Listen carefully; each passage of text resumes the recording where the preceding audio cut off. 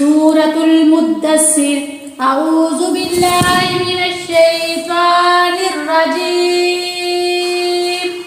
بسم الله الرحمن الرحيم. يا أيها المدثر قم فأنذر وربك فكبر وثيابك فطهر والرجز فاهجر ولا تمنن تستكثر ولربك فاصبر فإذا نقر في الناقور فذلك يومئذ يوم عسير على الكافرين غير يسير. ذرني ومن خلقت وحيدا وجعلت له مالا ممدودا وبنين شهودا ومهدت له تمهيدا ثم يطمع أن أزيد كلا إنه كان لآياتنا عنيدا سأرهقه سعودا إنه فكر وقدر فقتل كيف قدر ثم قتل كيف قدر ثم نظر ثم عبس وبصر ثم أدبر واستكبر فقال إن هذا إلا سحر يؤثر إن هذا إلا قول البشر سأصليه سقر وما أدراك ما سقر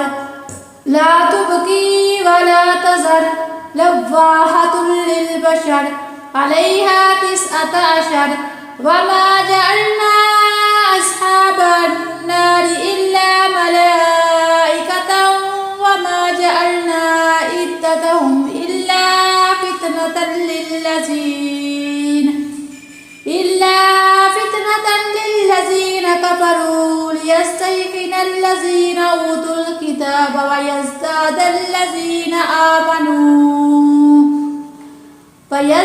الذين آمنوا إيمانا ولا يرتاب الذين أوتوا الكتاب والمؤمنون وليقول الذين في قلوبهم مرض والكافرون ماذا أراد الله بهذا مثلا كذلك يضل الله من يشاء ويهدي من يشاء وما يعلم جنود ربك إلا هو وما هي إلا ذكرى للبشر كلا والقمر والليل إذ أدبر والصبح إذا أسفر إنها لعهد الكبر نذيرا للبشر لمن شاء منكم أن يتقدم أو يتأخر كل نفس بما كسبت رهينة إلا أصحاب اليمين في جنات يتساءلون عن المجرمين ما سلككم في سقر قالوا لم نك من المصلين ولم نك نطعم المسكين وكنا نخوض مع الخائضين وكنا نكذب بيوم الدين حتى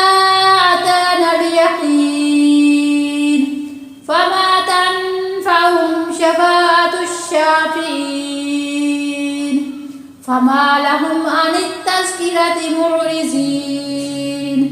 كأنهم حمر مستنفرة فرت من قسورة بل يريد كل امرئ منهم أن يؤتى صحفا منشرة كلا بل لا يخافون الآخرة كلا إنه فمن شاء ذكره وما يذكرون إلا أن يشاء الله هو أهل التقوى وأهل المغفرة. صدق الله